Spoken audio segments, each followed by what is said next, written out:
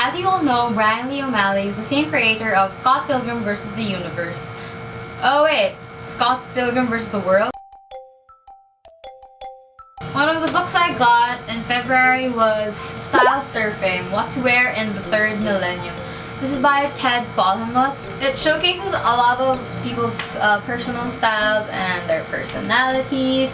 And it's a little outdated because this was back in like early 2000s or like in the 90s, but I thought it would be something interesting to have anyway, and I got it for like less than 200 pesos. Somewhat in the same vein is Streetwear. This is by Stephen Vogel, and this showcases a bunch of streetwear brands, and I'm not all that familiar with like streetwear brands, nor am I particular about them, but I thought this would be something nice to have, you know, to like educate myself on streetwear brands. Oh, this one I know, this is Kid Robot. I also got Confessions of an Ugly Stepsister by Gregory Maguire. So this is like a retelling of Cinderella, but in the perspective of one of the stepsisters. The only other Gregory Maguire book I ever read was Wicked, and I liked that, but it was a little dragging at some parts, but it was okay. I wasn't really looking for this, but I saw it for cheap, and I've never seen this cover before, so I thought, hey, why not? I got Peter and the Starcatchers. This is by Dave Barry and Ridley Pearson, and it's another Peter Pan book. Okay, I think this is another retelling of Peter Pan, but I got it for like 50 pesos, so I thought, you know, why not? I mean, I can't pass it off. From a secondhand bookstore, I got Nefertiti by Michelle Moran, and it's another ancient Egypt book, but this one primarily focuses on Nefertiti. It was cheap, it was about ancient Egypt, so of course I was gonna get it. Similarly, I got this. This is For the Love of Philae. This is by Christian Jack, and it's another ancient Egypt book. I got this on sale, like 30 pesos, so of course it was a steal. Another book I got on sale was Love in Translation by Wendy Nelson Tokunaga. So this is about a woman who goes like soul searching in Japan, and okay, I got it mostly because it was set in Japan, and it was on sale. I got it for like 75 pesos. So of course, you know, Japan, cheap, I'm gonna get it. It's the same formula with like ancient Egypt books. Another book I got secondhand was Children of the Lamp, The Akhenaten Adventure by P.B. Kerr. This is about two twins who find out they're descended from genies, and I think this is the first from a series, which kind of bothers me because I don't like it when I find a book and it's from a series, so it means I have to go read the other books, but yeah, I got this for cheap anyway, and I was in a bit of a Maggie hangover because I finished season 2, and that has a lot of like genie and magic stuff, so I was like, oh cool, I was just really drawn to this.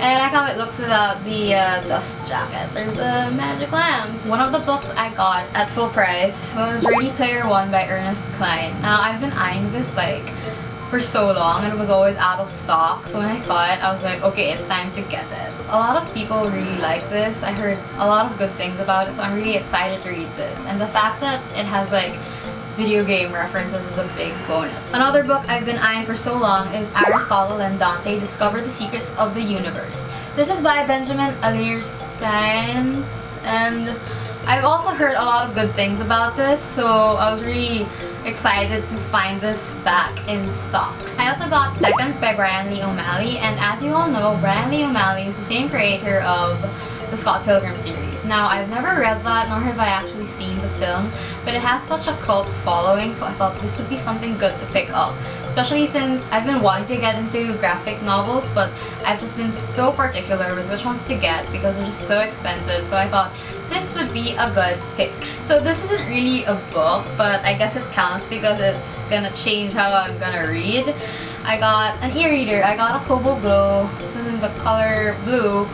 I actually made this order back in November, but it took so long for the store to get this in stock. Personally, I still prefer physical books, but I do appreciate the convenience of an e-reader. Now for the books I read in February. I read Seconds by Brian Lee O'Malley. So this is about Katie, a girl named Katie. Her life seems to be going well, and then suddenly things go downhill, and then some magic mojo happens, and I didn't think I'd like this as much as I thought I would.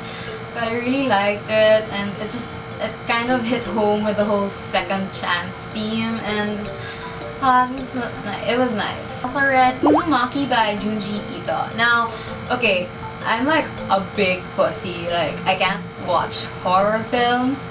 The only time I can dip my hands into like the horror genre is through books or video games or manga. And most of the stuff I've read so far aren't like that creepy or whatever, but this was so scary. Like, I couldn't read this at night, and there were some parts that really gave me chills. Some parts were gross, some parts were just, oh my god, so creepy. It was so good. Like, Junji Ito's really like the father of Japanese horror manga, and I really want to read his other horror manga, Tomie. I really want to read it. So good. Uzumaki was so good. Now, the rest of the books I read were ebooks, and one of them was I'll Tell You a Secret, Jackalope. This was by Matthew Vandrew, and this is actually a short story, and it was so weird and quirky, and it was set in a museum, and there were themes of like magic and transformations and LGBT, and it was so weird and funny and quirky, and it was a quick read and it was fun. I also read Valentine's Day of the Undead. This was by Stacy J. So this is a novella for the Megan Barry series, and I really loved that. Like, there were only 2 books. There was supposed to be a third one, but there were like problems with publications and stuff. And the second book ended in a cliffhanger, so I was like, oh my god, what now? So the novella sort of like ties some loose ends. So it's not that conclusive since it's just a novella, but it was still something, it was nice to have, especially knowing that there won't be any other Megan Barry books after this. And I just really enjoyed the Megan Barry series. Like, with the novella, I got to dive back into that universe, and it's just fun to like read about those characters again. It was fun. I really liked that. Lastly, I read The Labyrinth by Dorian Zari. So this is about 4 main characters. One is blind, the other one is deaf, the other one has super smell, the other one has super hearing, and there's this antagonist called the Guardian. So these 4 main characters, they end up finding each other, and they find out that they had a history, and they try to figure out how to defeat this Guardian. The premise was really interesting. I like how the author played with the whole senses theme, but some parts felt a bit rushed, and sometimes it got a little confusing, but I think Dorian Zari, I think he did a pretty good job, especially since his book was, I think it's self-published. So for all the books I bought in February and all the books I read, I'm not sure if I'm gonna make another book video for March because I've been trying to hold back on buying anything. I did get 1 book, but it was on sale. So if you've read any of these books that I've mentioned, please let me know what you thought about them, and I'm not sure if I'm gonna make another video for next month, but thank you for watching anyway. Bye!